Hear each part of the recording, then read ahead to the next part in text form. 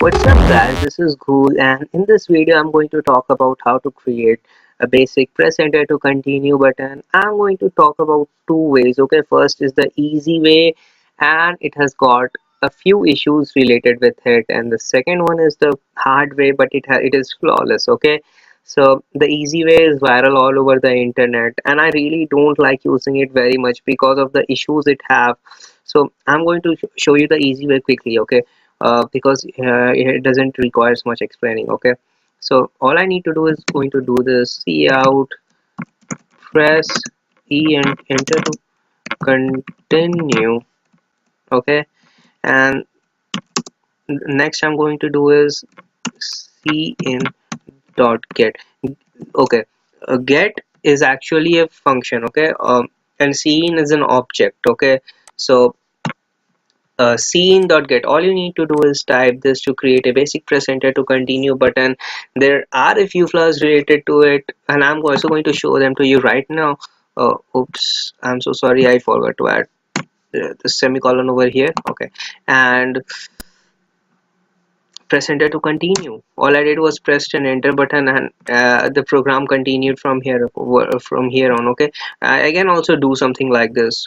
What is 5 plus 5? Press enter enter to see, and once the user prints enter I want him to know what is 5 plus 5. So there he goes, and I should also do this over here, although it won't be required, but since for convenience purposes I'm going to do this. You see it says what is 5 plus 5, press enter to see, and if I press enter it shows me the answer, it's 10. Okay, so as you can see this works very nice as if you want to press enter to continue. But let's come to the issues related with it. Okay, the first issue is this: it you can type anything other than enter, it's not going to have any effect, but it's going to pop up in here, it's going to show these characters over here, and I don't really like that. Okay, I don't want my program to show these random characters when I'm saying it specifically press enter to continue. Okay, it doesn't looks very nice to me, at least to me. Okay, so it's still going to work. If I press enter it's still going to do the job. Okay, and it's, you see it prints 10. Okay, it's nicely printing 10, but still this is a problem to me. Okay, a huge problem. And the second way, the alternative way, doesn't have this problem. Okay, and there is one more very big issue related to this program. Okay, uh, for that to know to understand that issue and how to resolve the second issue is actually resolvable. Okay, it can be resolved, and to understand the concept behind it you will need to understand the get function first of all, and the stream buffer too. Okay, and in next video I'm going to explain it all in details. Okay, so for now let's just skip it. Okay, just know that this is there are some problems related to it. If there is I'm going to say this one line to you. Okay, if you know stream buffer then you will get it. Okay, otherwise then just don't bother getting into too much details for now. You will understand things in the next video. So the line is if you have any other character present in the stream buffer. Okay, any character present in the stream buffer that has not been yet assigned to anything yet, it's still present in the buffer, it's still present in the stream, this function is not going to work. Okay, okay, you will need to, there is a way to avoid that. Okay, there is a way to actually get through that problem, but still for now let's just skip this. Okay, I'm going to talk about the second way, or the more appropriate way and the flawless method to do this. Okay, and for that I will need to include two libraries. Okay, first library is this, include conio.h, sorry, conio.h, and the second one is this standard library. Okay,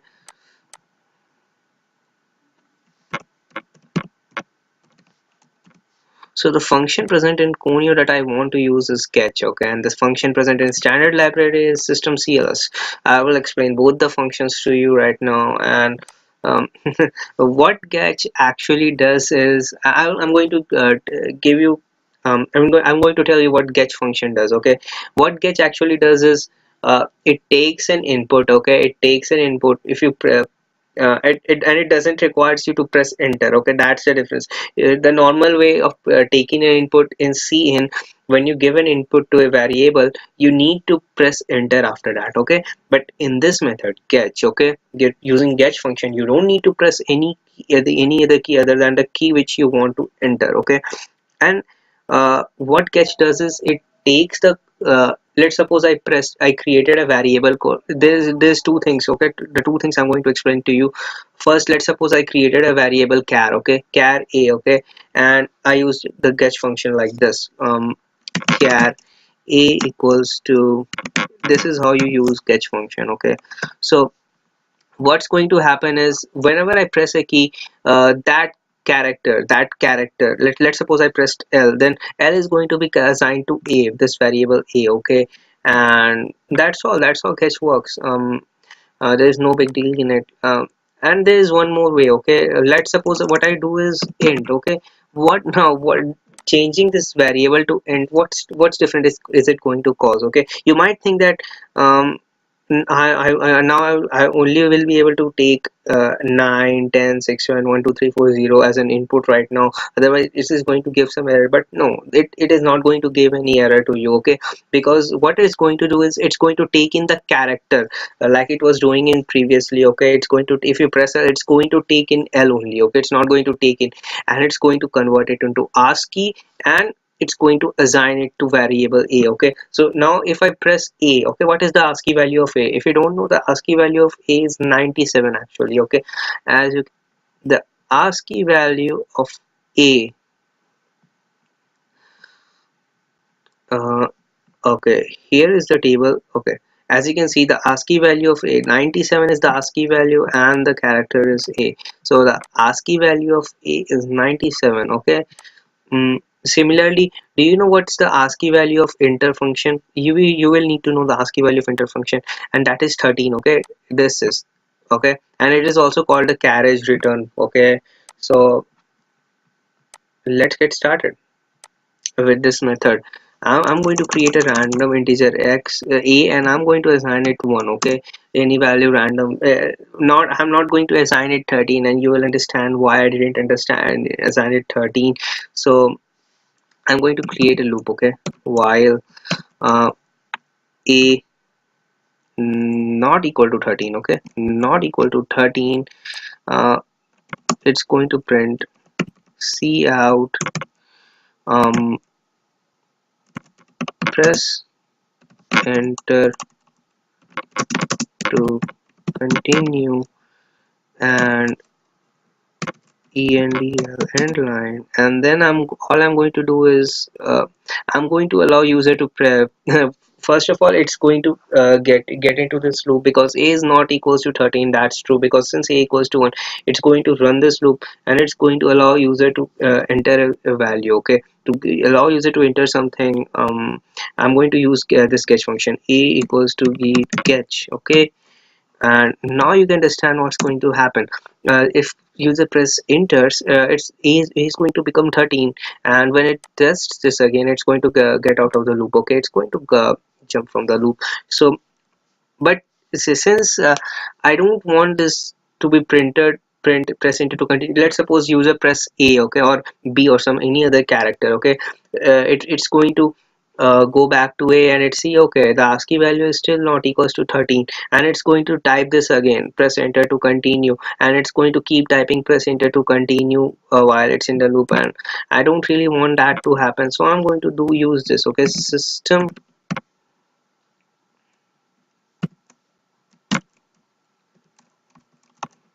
cls, and there you go, guys. um, your program is actually ready. Okay, this is all you need to do. As you can see, it's going to as since a equals to 1, it's not equals to 13, and this value is true, and so it's going to print press enter to continue. And if you print any other character other than this, it's not going to uh, execute it. Okay, it's not going to, it's still going, it's, sorry, I mean it's going to continue running the loop because a won't be equals to 13. If you press enter, the ASCII value of a enter is 13, that is carries return, and if a becomes 13, it's going to jump out of the loop. Okay, so there you see, there you go. See out.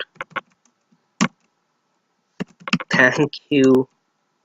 No, not like this. Ty for pressing enter, and let's see if this program works or not. And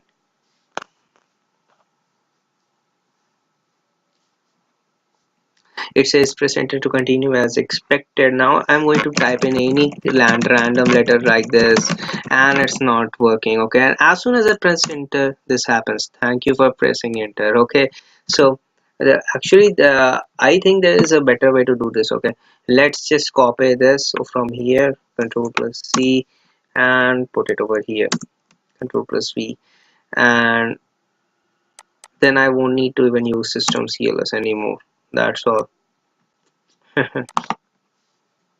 This is a better way to create this program. It says press enter to continue, and if I continue pressing anything other than enter, it's not going to work. As soon as I press enter, it says ty for pressing enter. Okay, so there you go, guys. This is a better method of creating press enter to continue button. And um I think like I should explain one more thing to you. mm, uh, let's suppose I do this. What is 5 plus 5, sorry, 5 plus 5, and it's going to print 10. And there you go, guys. Where once you press enter, it's going to print 10 as expected.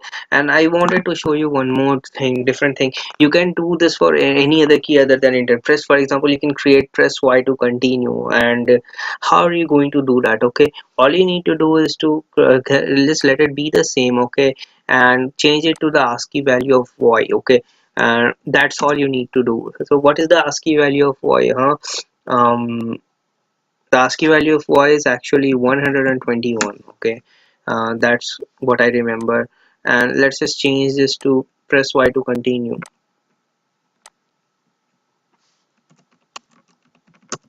Y to continue, and if the user press y, it will say ty. So that's how the program works. Now if even if I press enter, it's not going to work. If I press anything other than y, I actually printed every other alphabet on my keyboard other than y, and it's still not doing anything. If I press y accidentally, it's going to do this. It's going to print ty.